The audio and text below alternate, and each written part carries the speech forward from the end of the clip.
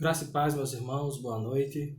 Nós estamos neste momento para gravar o estudo do culto e doutrina da Igreja Presbiteriana do Brasil na cidade de Vitória de Santo Antão, e nós queremos convidar os irmãos a abrirem suas Bíblias no texto de Mateus, capítulo 26. Nós leremos do versículo 26 ao versículo 30, que nos fala sobre a ceia do Senhor. Nós estamos falando sobre os sacramentos e nós falaremos hoje sobre a Santa Ceia do Senhor. Nos diz: enquanto comiam, tomou Jesus um pão e, abençoando, o partiu e o deu aos discípulos, dizendo: tomai, comei, isto é meu corpo. A seguir tomou um cálice e, tendo dado graças, o deu aos discípulos, dizendo: bebei dele todos, porque isto é meu sangue, o sangue da nova aliança, derramado em favor de muitos, para a remissão de pecados. E digo-vos que, desta hora em diante, não beberei deste fruto da videira, até aquele dia em que eu hei de beber novo convosco no reino de meu Pai.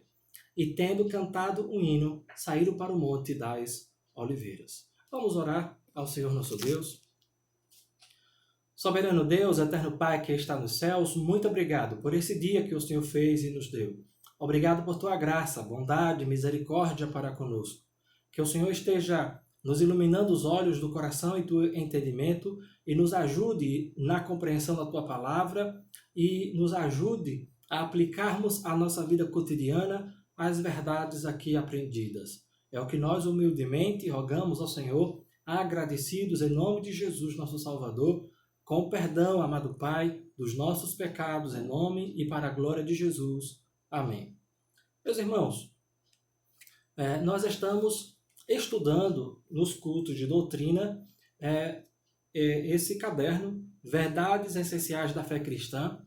Já estudamos o caderno 1, 2 e estamos aqui no terceiro caderno de Verdades Essenciais da Fé Cristã, DR6 Spru, da editora Cultura Cristã.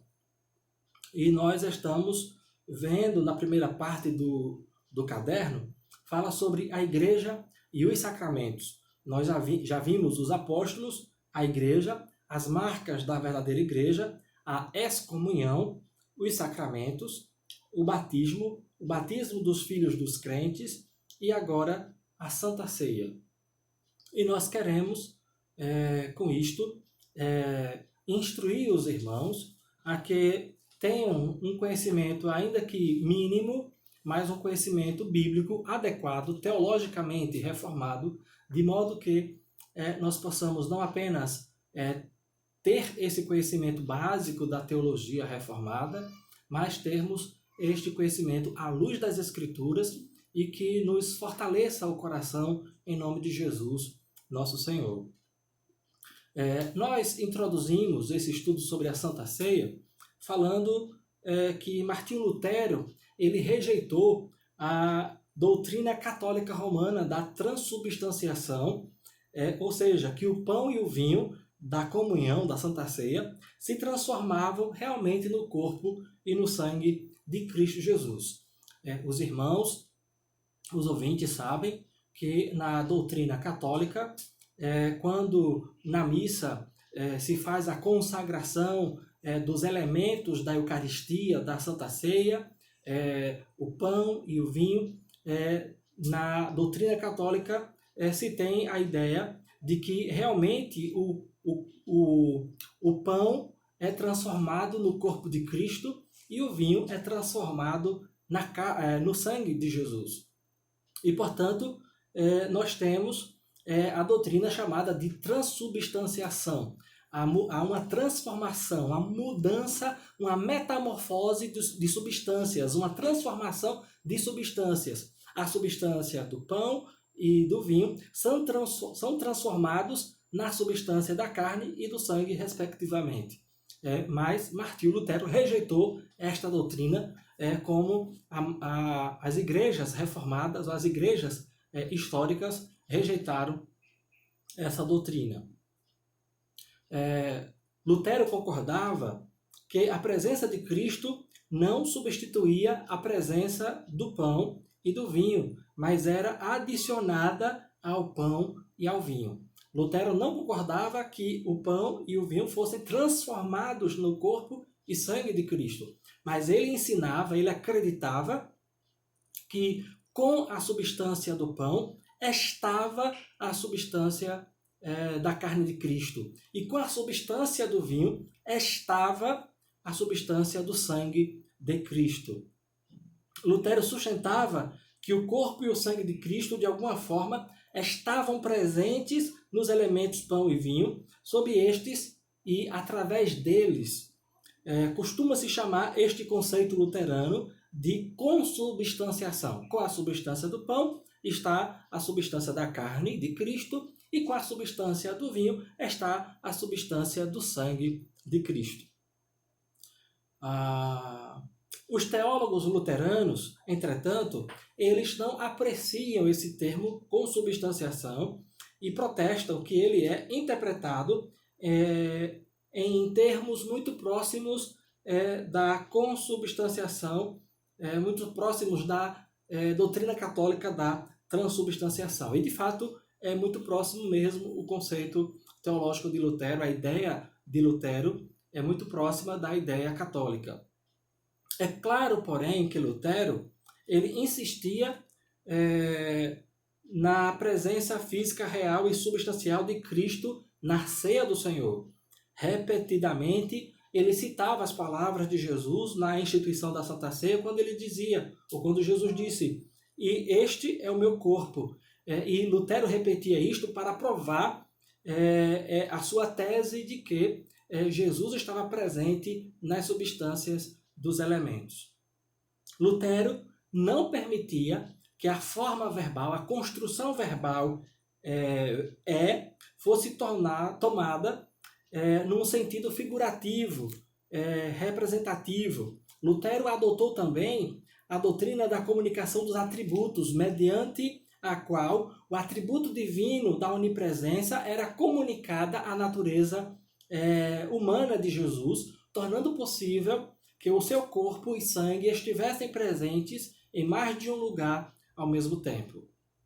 Só que o que nós aprendemos em teologia é que, de fato, Jesus é uma única pessoa com duas naturezas distintas. De fato, Jesus Cristo de Nazaré, ele é homem, perfeitamente homem, sem pecado, 100% homem. Jesus de Nazaré, de fato, é um homem sem pecado, um homem perfeito, um homem normal.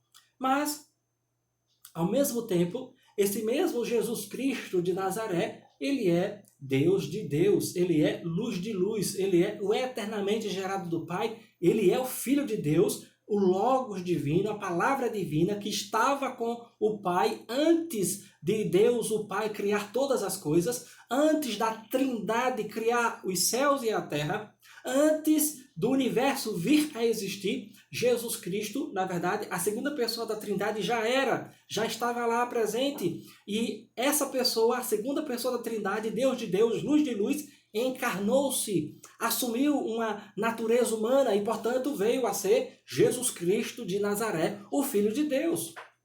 E nós precisamos compreender que o nosso Senhor Jesus Cristo, ele, de fato, é uma pessoa com duas naturezas distintas. A natureza humana, 100% humana, e a natureza divina, 100% divina. E nós afirmamos que essas duas naturezas, humana e divina, estão unidas inseparavelmente, de modo que o Logos divino veio a se tornar, veio a ser Deus homem, e que não há como essas duas naturezas agora se separarem. Mas quando o Logos foi posto no ventre de Maria e assumiu a natureza humana, essas duas naturezas não se misturaram, não se fundiram, não se confundem, não se misturam, não estão fundidas, gerando uma terceira substância, gerando um terceiro ser. Mas são duas naturezas distintas, 100% homem, 100% Deus, unido em uma única pessoa. E, de fato, isso é misterioso e, de fato, isso é uma afirmação bíblica e é também uma afirmação teológica real, verdadeira, está nas Escrituras, mas nós devemos compreender que é um fato, uma realidade misteriosa que para nós talvez não seja, não tenhamos como alcançar a grandeza desses aspectos da natureza da pessoa de Jesus Cristo de Nazaré, que é Deus e homem ao mesmo tempo, tendo duas naturezas distintas, mas que é uma única pessoa. E a gente precisa ficar com o que a Bíblia diz, ao mesmo tempo admitir, reconhecer as verdades nas Escrituras e ao mesmo tempo também reconhecer as nossas limitações para compreendermos ou abraçarmos todo o conhecimento de Deus a respeito tanto da pessoa de Cristo quanto da Trindade. A gente precisa, então, ficar em nosso lugar de pessoas pequenas, limitadas e finitas e que precisam da graça e da misericórdia de Deus, não apenas para compreender as Sagradas Escrituras, mas para não ir além do que a Bíblia diz. Não ir além do que a Bíblia diz. Nós não devemos ficar aquém, ficar devendo no conhecimento, ficar aquém da Bíblia, e não devemos ir além da Bíblia. Nós devemos ficar apenas com o que a Bíblia diz no quesito teologia, no quesito revelação bíblica, revelação teológica de Deus a nós. E desta maneira, Lutero dizia que atributos divinos eram comunicados para a natureza humana de Jesus. Só que isto não é verdade. A gente precisa ter cuidado com isto, porque a natureza humana de Jesus não foi divinizada. A natureza humana de Jesus permanece sendo 100% humana. E devemos, então, compreender que para Lutero era possível que Jesus estivesse presente, o seu corpo presente em vários lugares ao mesmo tempo. Só que a gente precisa entender que Jesus é um ser humano normal, ainda que ele tenha também a natureza divina. A sua natureza humana é uma natureza humana normal e ela não foi misturada com a natureza divina. Está unida à natureza divina, mas não foi misturada com a natureza divina. Zwinglio e outros reformadores argumentaram que as palavras de Jesus, este é o meu corpo, na verdade significavam, isto representa meu corpo. O pão representa meu corpo, o vinho representa meu sangue. Jesus frequentemente usava o verbo ser em termos figurativos. Ele disse, por exemplo, eu sou a porta. E a gente não vai imaginar que Jesus fosse uma porta física. Ele também disse, eu sou a videira verdadeira. Também a gente não vai dizer que Jesus é literalmente um pé de uva. Então nós observamos, Zwinglio argumentava que o corpo de Cristo não está presente na substância real da ceia do Senhor. Então Zwinglio argumentava que o corpo de Cristo não estava presente na substância real da ceia do Senhor. Então não estava presente no pão nem no vinho. Para Zwinglio, a ceia é só um memorial. Para Zwinglio, a Santa Ceia era só um memorial, um lembrete, com nenhuma presença de Cristo diferente da sua presença normal através do Espírito Santo. Então, para Zwinglio, não havia uma presença especial de Jesus nos elementos da Santa Ceia.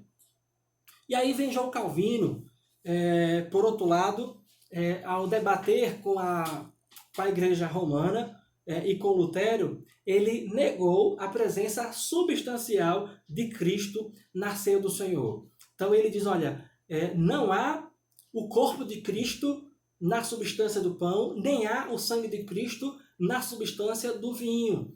Então, Calvino ensinava que não havia a presença física, a presença corporal do corpo de Cristo e do sangue de Jesus no pão e no vinho. Também ele compreendia que quando, porém, ele debateu com os anabatistas, os quais reduziu a ceia do Senhor a apenas um simples memorial, ele insistiu na presença substancial de Cristo Jesus. E aqui, substancial está entre parênteses, para que nós compreendamos que Calvino está fazendo diferença entre, ou dando sentidos diferentes à palavra substância ou substancial. À primeira vista, portanto, parece que Calvino ele está apanhado numa armadilha, numa contradição. Entretanto, depois de uma cuidadosa avaliação, nós observamos que ele usou o termo substancial em dois sentidos diferentes. E a gente precisa observar isto. Quando ele se dirigia aos católicos romanos e luteranos, ele usava o termo substancial para significar físico. Então, Calvino negava a presença física do corpo de Cristo no pão e do sangue de Cristo no vinho. Ele dizia que não estava presente o corpo de Cristo fisicamente no pão, nem estava presente o sangue de Cristo no pão fisicamente, no aspecto físico. Ele negou, portanto, a presença física de Jesus na ceia do Senhor. Ele diz, olha, Jesus não está presente fisicamente na Santa Ceia. Quando ele se dirigia aos anabatistas, que reduziam a Santa Ceia apenas a um lembrete, um memorial, uma lembrança de Cristo, ele insistiu no termo substancial no sentido de real, de verdadeiro. Então, desta maneira, o argumento de Calvino era que Cristo estava realmente, verdadeiramente presente na ceia do Senhor, embora não no sentido físico. Então a gente precisa compreender isto. Calvino estava insistindo com os anabatistas que Jesus estava realmente presente na Santa Ceia, verdadeiramente presente na Santa Ceia, mas não no sentido físico.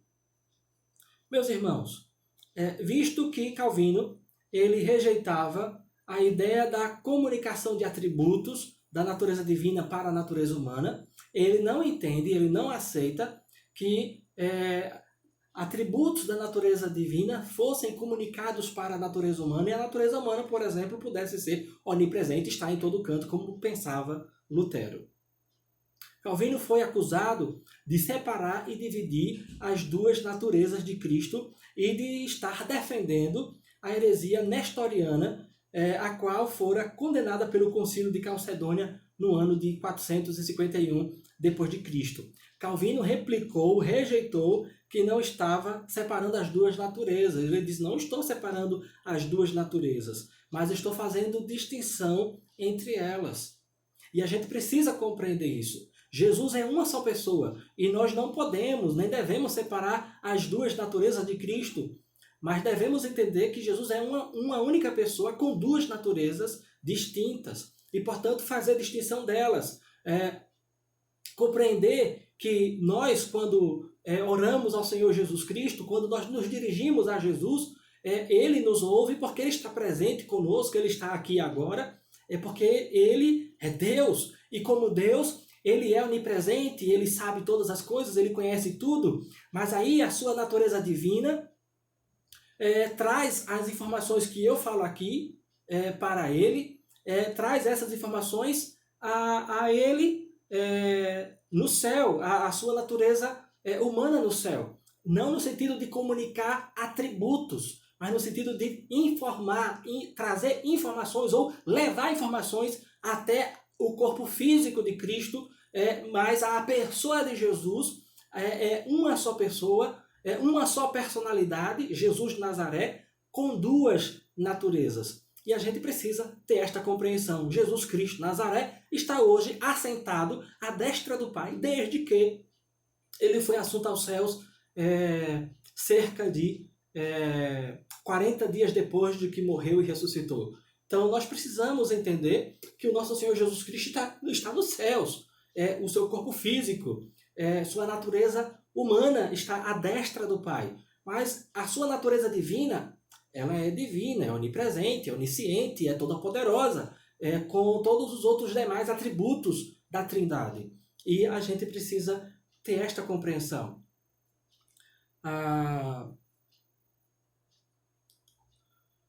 Embora a natureza humana esteja confinada, e porque é um ser humano normal, Jesus de Nazaré, embora a natureza humana de Cristo esteja confinada a um lugar, o céu, à destra do Pai, a pessoa de Cristo Jesus não pode ser confinada por sua natureza divina ainda ter o poder da onipresença, onisciência e os demais atributos divinos. Jesus disse: eis que estou convosco todos os dias até a consumação dos séculos. Mas ele disse: eu estou indo para o Pai. Eu estou indo para o Pai, mas eu estou convosco. Então ele, a sua natureza humana está junto ao Pai, está ao lado do Pai, está à destra do Pai. No céu, em um lugar,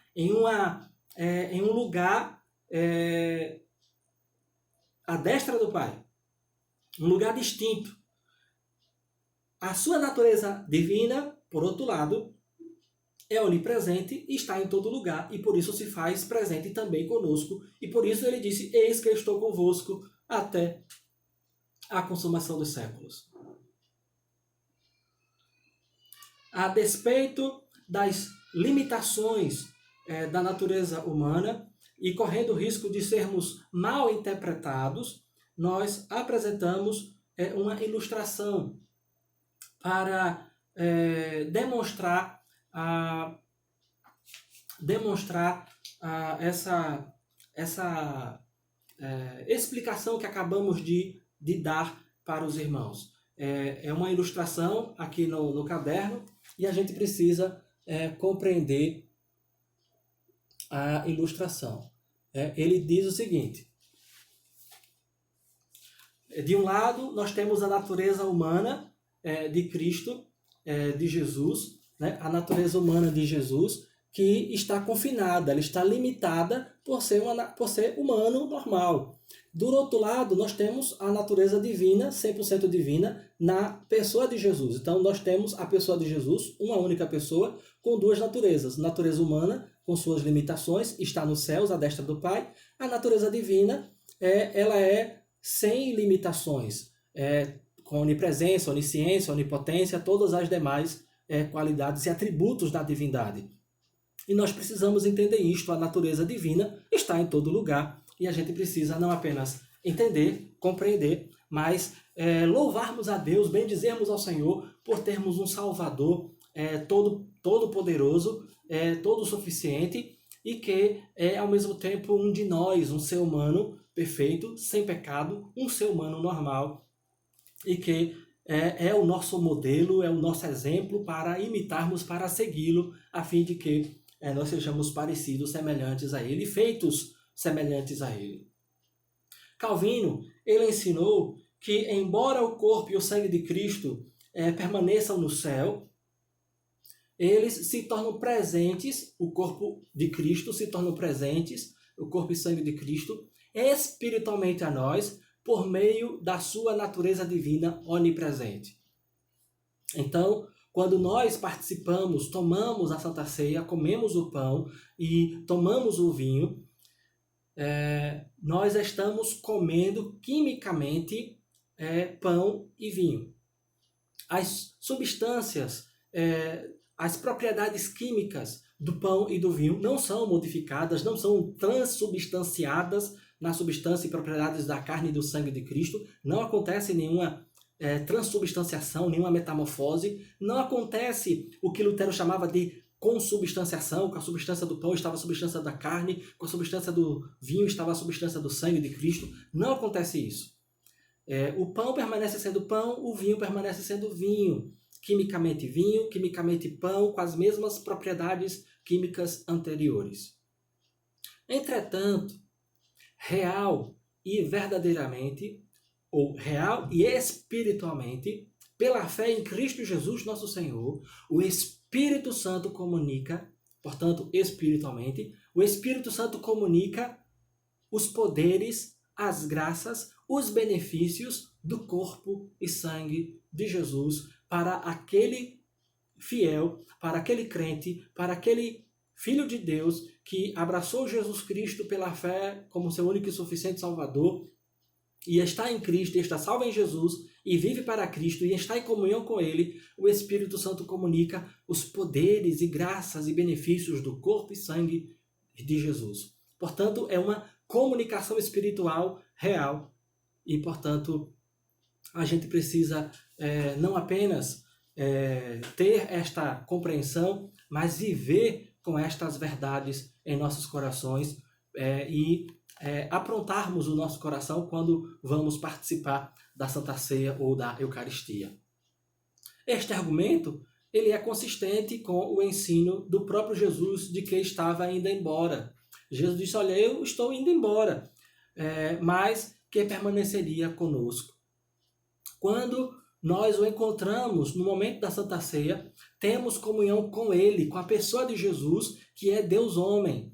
Ao encontrarmos-nos em sua presença divina, somos conduzidos misticamente, espiritualmente, somos conduzidos à sua presença humana, porque sua natureza divina nunca se separa da sua natureza humana. E, portanto, ainda que estejamos aqui na Terra, a natureza divina nos dirige ao Cristo que subiu aos céus, e na ceia do Senhor nós podemos provar um pouco do céu.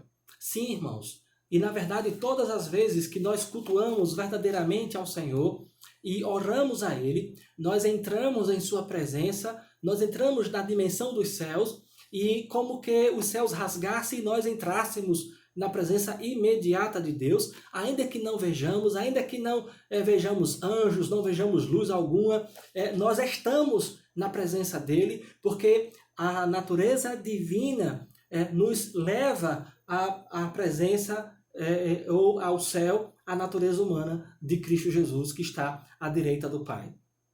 E nós precisamos ter não apenas esta consciência, mas precisamos ter o nosso coração disposto para buscar o Senhor e para nos dedicarmos a Ele e para também servirmos a Deus com alegria em nome de Jesus e aprontarmos o nosso coração para participarmos da Santa Ceia de modo digno do Evangelho de nosso Senhor e Salvador Jesus. Porque é um momento em que nós desfrutamos não apenas da comunhão com o corpo e sangue de Cristo, pela ação soberana do Espírito Santo de comunicar aos nossos corações os poderes e benefícios e bênçãos e graças do corpo e sangue de Jesus para a nossa vida, para a nossa alma e para os nossos corações.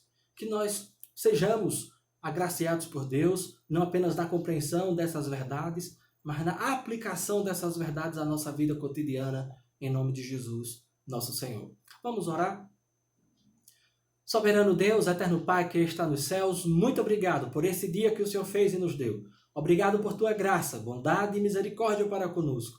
Ilumina, Senhor, os olhos do nosso coração, do nosso entendimento e ajuda-nos a vivermos de acordo com a tua palavra. É o que nós humildemente rogamos a ti em nome de Jesus. Ajuda-nos, ó Deus, a que os benefícios do corpo e sangue de Cristo Jesus, teu Filho, nosso Salvador, sejam aplicados às nossas almas e corações e que nós possamos não apenas viver de acordo com estas verdades, mas vivermos para a glória do nome de nosso Senhor e Salvador Jesus.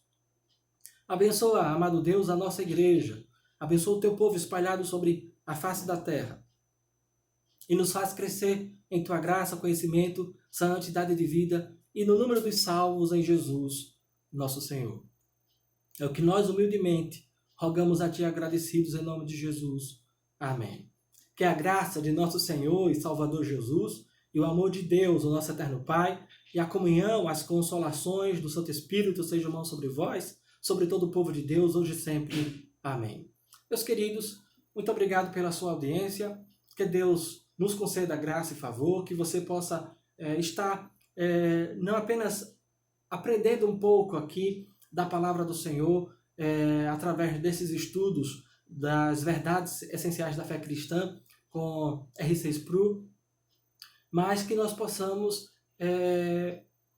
compartilhar esses estudos com outras pessoas, com amigos, com vizinhos, com colegas de trabalho, de escola, de faculdade, para que desta maneira o Senhor seja glorificado e outras pessoas possam ouvir também as verdades do Evangelho.